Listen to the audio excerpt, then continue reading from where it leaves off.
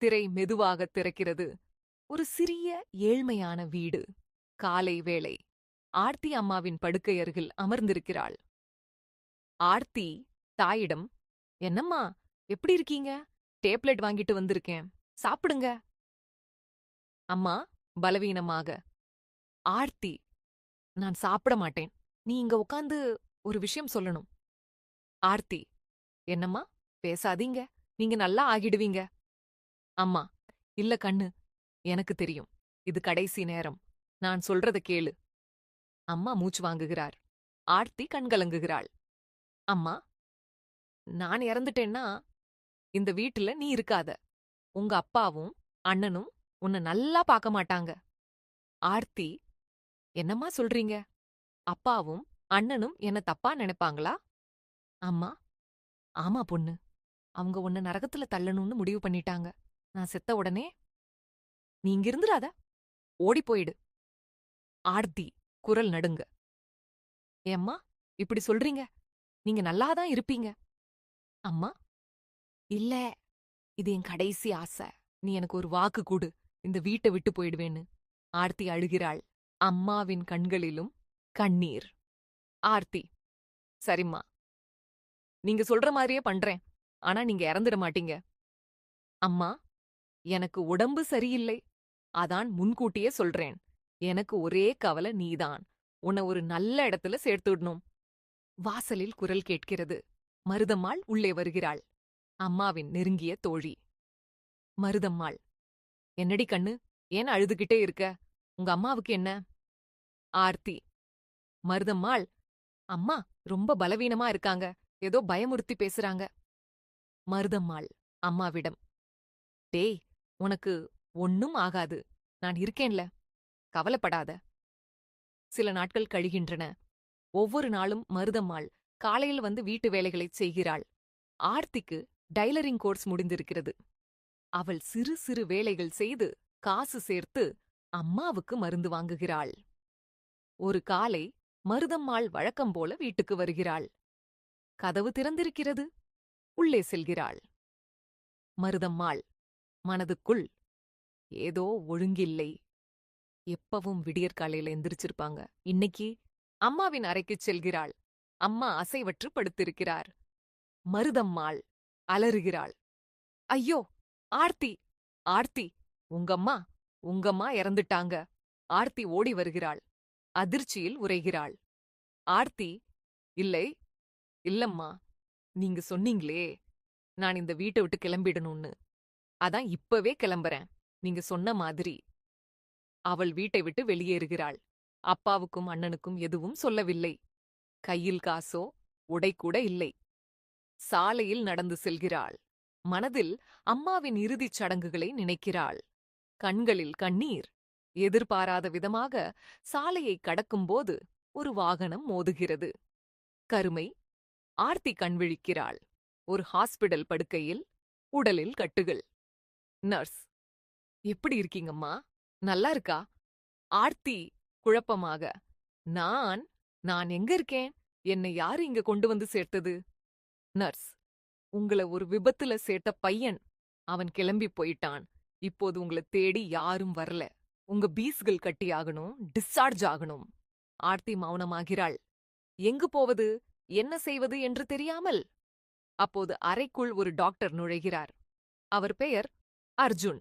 முகத்தில் பணிவு. டாக்டர் அர்ஜுன், உங்களுக்கு நடந்ததெல்லாம் என்கிட்ட சொல்லுங்கம்மா. நான் உங்களுக்கு உதவ முடியுமா என்று பார்க்கிறேன். ஆர்த்தி அழுகிறாள். தன் கதையைச் சொல்லத் தொடங்குகிறாள்.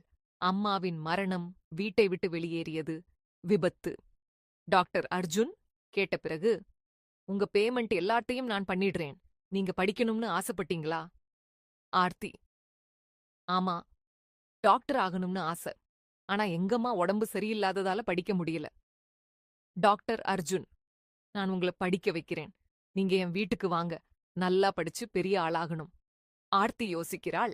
சிறிது நேரம் கழித்து, ஆர்த்தி, சரி, எப்படியோ எனக்கு இருப்பிடம் வேண்டும்.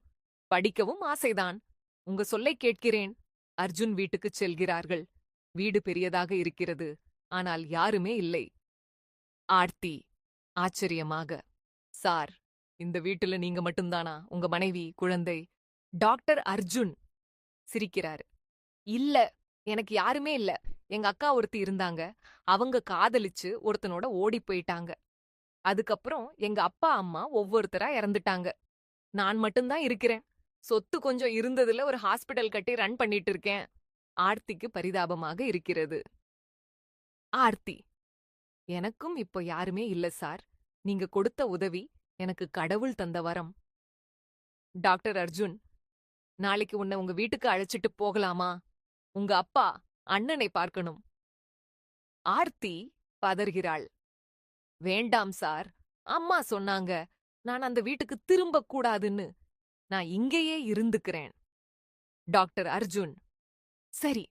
ஆனா உங்க அப்பா அண்ணன் உங்கள தேடறாங்களான்னு நான் விசாரிக்கணும். சில நாட்கள் கழிகின்றன. அர்ஜுன் ஒரு ஆளை விட்டு ஆர்த்தியின் வீட்டுப் பகுதியில் விசாரிக்கச் செய்கிறார். ஒரு மாலை கதவு தட்டப்படுகிறது. மருதம்மாள் வேறு ஒரு பெண்ணுடன் உள்ளே வருகிறாள். மருதம்மாள் ஆர்த்தியைக் கட்டி அணைத்துக் கொள்கிறாள். டே பொண்ணே, எங்க போனே? உன்னை காணோம்னு எங்களுக்கு ரொம்ப கவலையா இருந்துச்சு. உங்க அப்பா உன் மேல ரொம்ப வெறியா இருக்காரு. நீ என்கிட்டயாவது ஓடி வந்திருக்கலாமே. ஆர்த்தி, என்னம்மா சொல்றீங்க? எனக்கு ஒன்னும் புரியல. அப்பா ஏன் என் மேல் வெறியா இருக்காரு? மருதம்மாள் கதை சொல்லத் தொடங்குகிறாள். மருதம்மாள், கேளு பொண்ணு. நீ உங்க அப்பாவுக்கு சொந்த பொண்ணு இல்லை. ஆர்த்தி அதிர்ச்சி. என்ன? மருதம்மாள், ஆமா. உங்க அப்பாவுக்கு முதல் தாரத்துல ஒரு மகன் இருந்தான். அவன் இறந்துட்டான். அப்புறம் அவர் உங்க அம்மாவ கல்யாணம் பண்ணினாரு. ஆனா உங்க அம்மா ஏற்கனவே ஒருத்தனை காதலிச்சு அவன் கரெக்ட் இல்லாதவன். உங்க அம்மா கர்ப்பமா இருந்தப்ப அவன் எல்லா நகை பணத்தையும் எடுத்துட்டு ஓடிட்டான். அப்பதான் உங்க அப்பா உங்க அம்மாவை சேர்த்துக்கிட்டாரு. நீ பிறந்தப்ப 2ஆம் தாரத்து பொண்ணுன்னு உங்க அப்பாவுக்கு உன்னை பிடிக்காது. உன்னை ஒரு வயசான பணக்காரருக்கு கல்யாணம் பண்ணி வைக்கணும்னு திட்டம். ஆர்த்தி அதிர்ச்சியில் வெறித்து பார்க்கிறாள். ஆர்த்தி, எனக்கு இப்பதான் இந்த உண்மை தெரியும். எங்க அம்மா அதான் அப்படி சொன்னாங்க. ஸ்டோ அவங்கள நம்பாமல் போனேனே. டாக்டர் அர்ஜுன் உள்ள வருகிறாரு. மருதம்மாளை பார்த்து, டாக்டர் அர்ஜுன், இவங்க தானே உங்க வீட்டு சித்தி. இவங்க எனக்கு ரொம்ப நெருங்கிய உறவு. மருதம்மாள், நீங்க என்ன சொன்னீங்க? உங்ககிட்ட நான் கேட்டேனே, யாராவது இந்த பொண்ண தேடி வராங்களா? இப்பதான் எனக்கு எல்லாம் புரியுது. டாக்டர் அர்ஜுன் ஒரு பழைய போட்டோவை எடுக்கிறார். டாக்டர் அர்ஜுன் ஆர்த்தியிடம், இத பாருங்க, இவங்க தான் என்னுடைய அக்கா. இந்த முகம் உங்க முகத்துக்கு ரொம்ப பொருந்துது. நீங்க எங்க அக்காவின் பொண்ணா இருக்கணும். ஆர்த்தி போட்டோவை வாங்கி பார்க்கிறாள். கண்கலங்குகிறாள். ஆர்த்தி, அம்மா, இந்த போட்டோவுல உங்க அக்கா அப்படின்னா எங்க அம்மா உங்க அக்காவா? நான் உங்க மருமகளா? மருதம்மாள் அழுகையுடன், ஆமா அம்மா, உன் அம்மா இவருடைய அக்காதான். அவங்க காதலிச்சு ஓடிப்போன பையன் உன்னை விட்டுட்டு ஓடிட்டான். உங்க அப்பா, அதாவது உங்க அம்மாவ கல்யாணம் பண்ணினவர், அவருக்கும் உனக்கும் இரத்த உறவு இல்ல.